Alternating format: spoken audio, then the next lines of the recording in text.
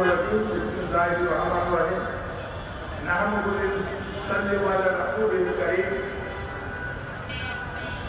আজকের সভা সম্মানিত সভাপতি এবং আজকের সভার প্রধান আকর্ষণ প্রধান অতিথি দীর্ঘদিন যিনি কারাবরণ করেছেন নির্যাতিত হয়েছে এবং আমাদের বরিশালের কৃতি সন্তান ওখানে 2018-এ বিএনপির আইনজীবী ছিল আমাদের জোটের পক্ষ থেকে উনি নির্বাচন করেছেন অত্যন্ত ত্যাগী এবং আদর্শবান মেয়েরা জনাব মোস্তাফিজুর রহমান ইরান ভাই উপস্থিত লেবার পার্টির কেন্দ্রীয় নেতৃবৃন্দ সাথী বন্ধুরা আসসালামু আলাইকুম। বন্ধুরা আমার আমি দু চারটে কথা বলবো, আন্তর্জাতিকভাবে একটা কথা বলবো আর লেবার পার্টি কেন করবে এই সে লাইনে লেবার পার্টির নেতৃবৃন্দ সে বক্তব্য দেয় না এখানে পরিচয় করে। পৃথিবীর প্রত্যেকটা দেশে দুটা দল আছে, একটা হলো লেবার পার্টি লেবারদের, আরেকটা বড় লোকের। বাংলাদেশে সে নিয়মটা নাই। কেন যে নাই বিধায় আজ খেটে খাওয়া মানুষরা, নির্যাতিত মানুষরা, বঞ্চিত মানুষরা, যাদের ঘামে টাকা দিয়ে রাষ্ট্র চলে, তারা অধিকার পায় না, তাদের ন্যায় বিচার পায় না। যেহেতু আপনাদের কোন প্রতিনিধি সংসদে যায় না, কেন লেবার পার্টি করবে? এটা তো লেবার পার্টি হবে লেবারদের পার্টি, খেটে খাওয়া মানুষের পার্টি, নির্যাতিত মানুষের পার্টি, বঞ্চিত মানুষের পার্টি। এখন আমরা কোথায় যাই? আমরা যাই বড় বড় দলে। বড় দলে গরিবের কোন জায়গা নাই। তাদের কথা সংসদে বলে না, যারা এখানে দোকানদারি করছেন, যারা এখানে মাল কিনছেন বা মাল বেচছেন, তারা সবাই নিম্ন আয়ের মানুষ। কোন বড় লোক এখানে ব্যবসা করতে আসে না এবং মাল ক্রয় করতে আসে না। পৃথিবীর সকল জায়গায় দুইটা দল থাকে, একটা বড় লোকের, একটা গরিবের। আর এই বাংলাদেশে বড় লোকরা গরিবের দিয়ে মারে। কে মারে? কোন বড় লোক কোনদিন কোন গরিবের গায়ে হাতায়?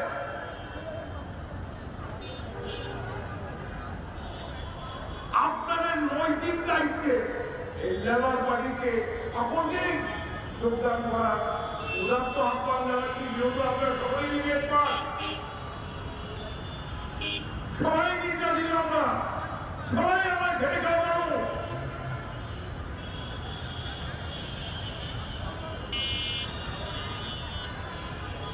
আর মূলত কথা হলো, আমি দীর্ঘ আজকে 42 বছর এই হায়দ্রাবাদ ফার্স্ট টার্মিনালের শ্রমিক নেতা। এখানে অনেকেই আমাকে চেনে, অনেকেই জানে। এই এলাকার মাটি মানুষের সঙ্গে আমার একটা যথেষ্ট প্রেম রয়েছে, সম্পর্ক রয়েছে। আমি নির্যাতিত মানুষ, আমি বঞ্চিত মানুষ, সেজন্য আমি এই বঞ্চিত মানুষের পক্ষে কথা বলি। আমি বন্ধুরা আমার এখানে নেতৃবৃন্দ বক্তৃতা দেবেন। লেবার পার্টি করার কারণটা আপনাদের কাছে আমার মূলত আহ্বান করব। এই কারণে যেহেতু গরিবের পার্টি, এদেশে দুইদের পিছনে গরিবরা যতদিন যাবে, তারা কোনদিন ন্যায় সঙ্গত তাদের অধিকার তারা থেকে বঞ্চিত থাকবে। কোনদিন হয় নাই এদেশ শত বছরের নির্যাতিত জাতি নির্যাতনের মধ্যে পড়ে থাকে। রাজনৈতিকভাবে কথা বলে আপনার লেবার পার্টি করা উদাত্ত আহ্বান জানালাম। লেবার পার্টি প্রতিটা মানুষের করার কথা। এদেশের প্রত্যেকটা মানুষ, যারা খেটে খাওয়া মানুষ, মাঠে কাজ করে, ঘাটে কাজ করে, বাচ্চা করে, দোকানদারি করে, বাসে কাজ করে, প্রত্যেকটা মানুষকে লেবার পার্টি করা উচিত। যতক্ষণ পর্যন্ত আপনাদের পার্টি আপনারা নির্বাচিত না করবে ততক্ষণ আপনাদের কল্যাণ মঙ্গল হবে না। এটা আমি আজকে এই মঞ্চে বলে গেলাম। আমরা নির্যাতনের মানুষ নির্যাতিত হতে থাকবো বললে কোনো সবাই আমাদের না। আপনার মাঝে মধ্যে করে বহুত্তার পিছনে ঘুরছি। আরে ঘুরেন তো ভাই আপনার মূল মতে বড়লোকদের কাছে জানতেন আপনার পার্টি হলো দেওয়ার পার্টি, কোন ধনী লোকের পার্টি আপনার পার্টি না। জনগণ ধনী লোকরা আপনার কোন গরিবের মঙ্গল চায় এই কথা যদি কেউ বলতে পারে আমি তার জোয়ারি থাকবো জীবন বলে।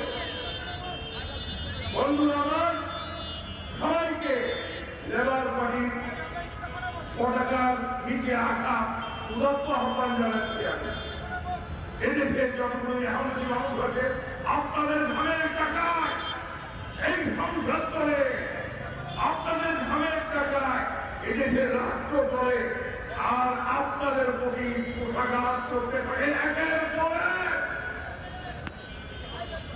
বন্ধুরা আমার, আমাদের সিদ্ধান্ত আমাদের পরিবর্তন করতে হবে, অন্যথায় আমাদের কল্যাণ আসবে না। এখন বলবেন জুলাই সরকার পরিবর্তনের পর বাংলাদেশের প্রতিটা সেক্টরে প্রতিটা স্তরে ব্যাপক বিশৃঙ্খলা দেখা দিচ্ছে। 24 জন ভালো লোক উপদেষ্টা হয়েছে, তারা এই রাষ্ট্র এটার থেকে ঠিক করতে পারছে না। তার কারণে একটা কথা বলে যেহেতু নেতৃত্ব বলবে সবাই সর্বদা না হলে কিছু কথা বলে দিতাম, কেন ঠিক করতে পারছে না সেই কারণটা হলো হিন্দুস্তানের মাথা গরম হয়ে গেছে। এই চালের দাম বেড়ে যাচ্ছে, তেলের দাম বেড়ে যাচ্ছে, নুনের দাম বেড়ে যাচ্ছে, মানে যেখানে সেখানে দাবি বিশৃঙ্খলা সৃষ্টি হচ্ছে। একটি কারণে এখানে হিন্দুস্তানের নির্লোক সাকাত করছে বাংলার মাটি, মাথা গরম হয়ে গেছে, তাদের পেয়ারা সরকার চলে গেছে রাষ্ট্র থেকে, বিতাড়িত করছে এদেশের জনতা, রুখে দাঁড়িয়েছে এদেশের জনতা, তাদের মাথা খারাপ হয়ে গেছে। আমি দিল্লির উদ্দেশ্যে খেয়াল করে বলতে চাই, আপনারা এখনো বন্ধ করেন আপনাদের পুজোকে, বন্ধ করেন। 90-98 কোটি মানুষ যেদিনকে দিল্লির দিকে রওনা হয়ে সেদিনকে আপনাদের দিল্লি রক্ষা করতে পারবে না কোনো হিন্দু, কোনো আপনার প্রিয় বন্ধু রাষ্ট্র আপনাদেরকে রক্ষা করতে পারবে না। তাই আগামী দিন প্রত্যেকটা মানুষ হিন্দুত্বের বিরুদ্ধে রুখে দেওয়ার উদাত্ত আহ্বান জানিয়ে আমি আমার বক্তৃতা শেষ করলাম। বাকি রওনা আলহামদুলিল্লাহ রাব্বুল আলামিন। আসসালামু